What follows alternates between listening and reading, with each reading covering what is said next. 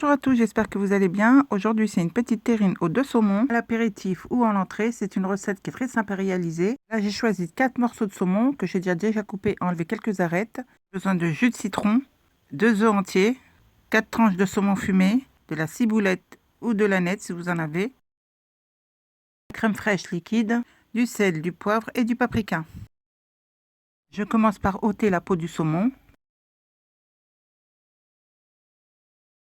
J'enlève la partie surplus en plus, surtout la partie noire qui est au centre, qui est un petit peu amère. Pour pouvoir le mixer, je le coupe en plusieurs morceaux. Je dépose mon saumon dans le fond d'un blender. Pour la quantité, il y en a pour 480 grammes.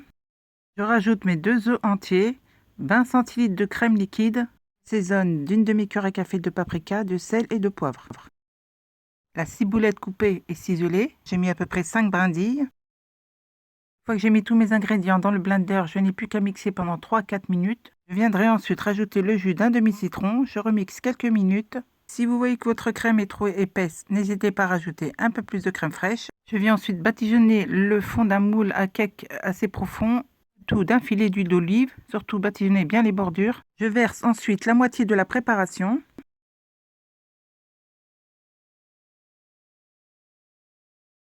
Une fois la mousse bien étalée, je n'ai plus qu'à disposer les tranches de saumon. Vous pouvez garder quelques tranches de saumon de côté pour garnir votre terrine en fin de cuisson. Ceux qui me l'ont réclamé, je ne manquerai pas de vous mettre le lien de la sauce pour accompagner vos apéritifs, vos entrées ou vos salades en bas de cette vidéo. J'ai bien disposé mes tranches de saumon. Je verse le reste de ma préparation. Procède de la même manière en étalant bien le tout.